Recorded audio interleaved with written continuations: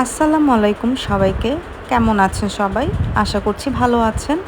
আমার আজকের এই ব্লগটি আপনাদের সাথে আমাদের ইন্ডিয়া ট্যুরের যাবতীয় ইনফরমেশন আমি আপনাদের সাথে শেয়ার করব।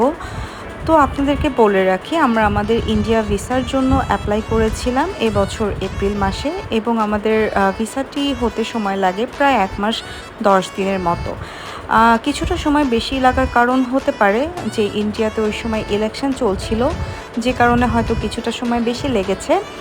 এবং আমরা আমাদের ট্যুরের প্ল্যান যেটা করি সেটা হচ্ছে কোরবানি ঈদের ঠিক ২ সপ্তাহ আগে, যে কারণে খুব শর্ট টাইমে প্ল্যান করার জন্য আমরা শুধুমাত্র এবার কলকাতা কভার করেছি, আর বেশি কোথাও প্ল্যান করে যেতে পারিনি।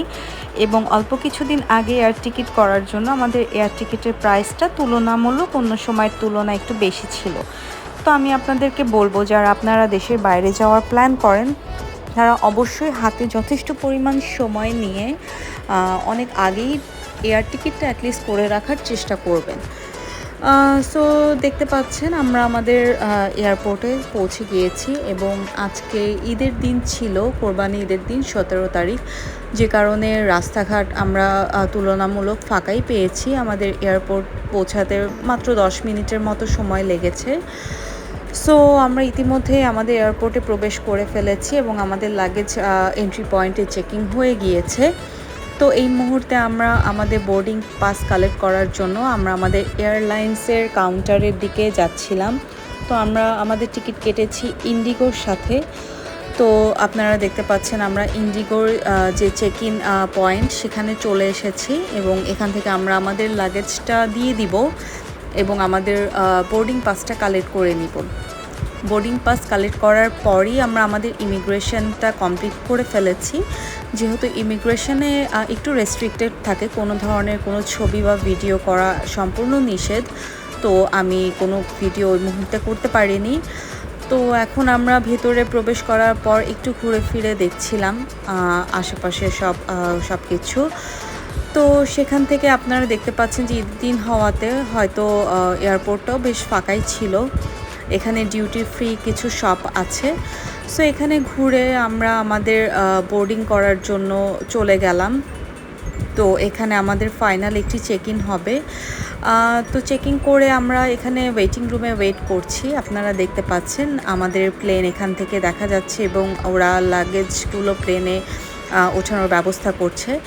তো আমরা আমাদের বোর্ডিং কমপ্লিট করে ফেলেছি এবং আমাদের প্লেনে অনবোর্ড হয়ে গিয়েছি। দেখতেই পাচ্ছেন মেহেদি সামনের সিটের এক বেবির সাথে বেশ খেলাধুলা করছিল। সো আমাদের ফ্লাইটটা ছিল বিকাল ৫টা ৩৫ মিনিটে এবং একদম এক্স্যাক্ট বিকাল ৫টা ৩৫ মিনিটেই আমাদের ফ্লাইটটি যাত্রা শুরু করে। তো আপনাদেরকে আরেকটু বলে রাখি যে ইন্ডিগোর ফ্লাইটটি খুব কলকাতাতে অল্প সময়ের জন্য হয়ে থাকে, মাত্র 35 মিনিটস। তো আমাদের প্লেনে কোনো ধরনের কোনো খাবার প্রোভাইড করা হয়নি, হয়তো বা এত শর্ট একটা ট্রিপের কারণেই হয়তো ওরা কোনো ফুড ডেলিভার করে না। তো আমাদের প্লেনটি ইতিমধ্যে আপনারা দেখতে পাচ্ছেন রানওয়েতে চলে এসেছে এবং আমরা রেডি টেক অফ করার জন্য। সো আমাদের প্লেনটা কিছুক্ষণের মধ্যেই টেক অফ করতে যাচ্ছে।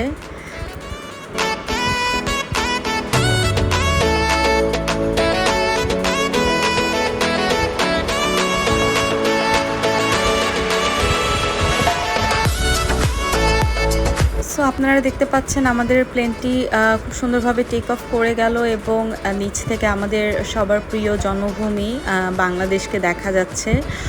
তো আসলেই উপর থেকে সব কিছু দেখতে দারুণ লাগে, এক অন্যরকম অভিজ্ঞতা যেটাকে বলবো।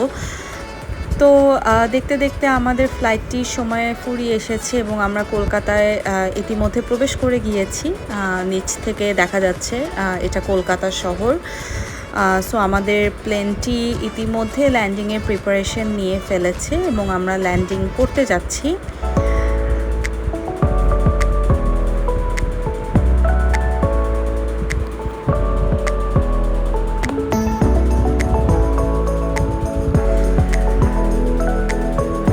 আমাদের ফ্লাইটটি খুব সুন্দরভাবেই ল্যান্ডিং হয়ে গিয়েছে কলকাতাতে এবং আমরা ভালোভাবেই এসে পৌঁছেছি।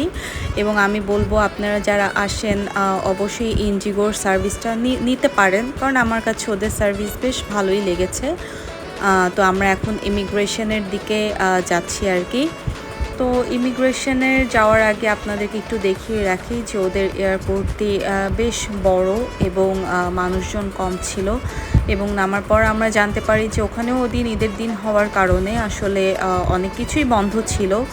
তো সেই জন্য হতে পারে ওদের এয়ারপোর্টটা অলমোস্ট ফাঁকা ছিল, বাট বেশ পরিষ্কার পরিচ্ছন্ন, বড় এবং সুসজ্জিত একটি এয়ারপোর্ট আমি বলবো।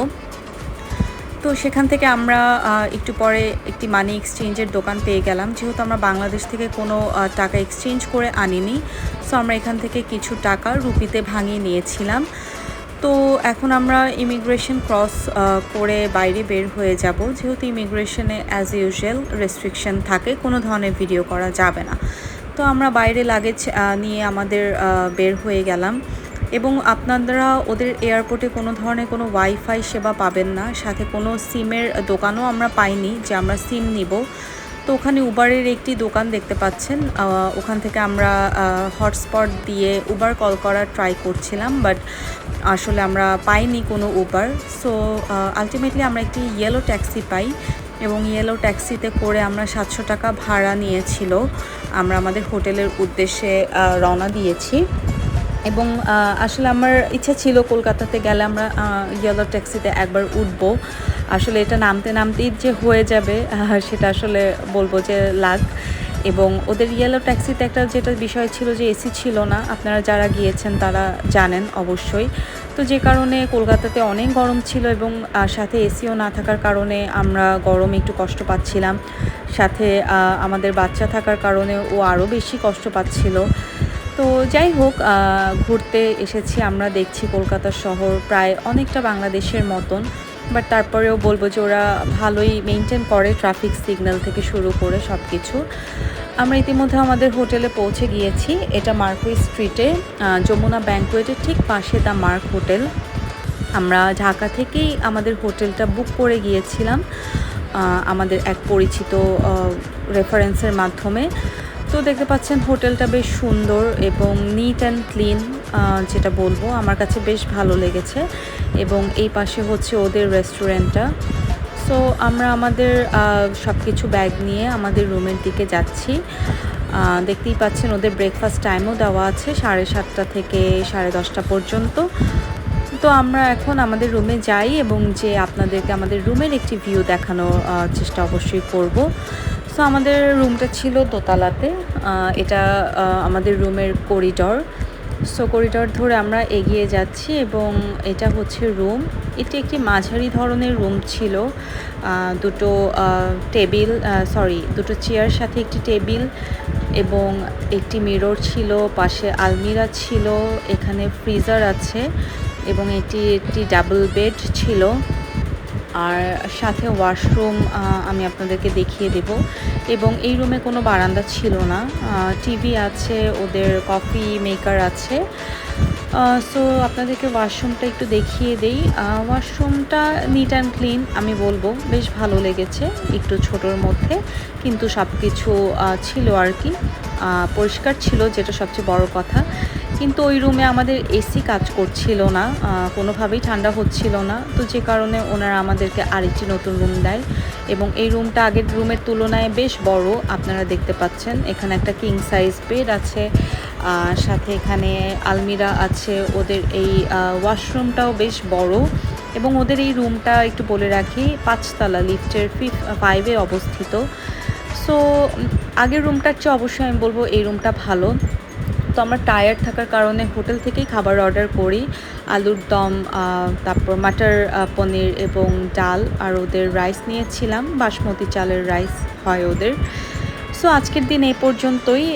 আগামীকালকে আমরা কোথায় কোথায় যাব, কী শপিং করব, এবং সব কিছু আপনাদেরকে ডিটেলস দেখিয়ে দেব।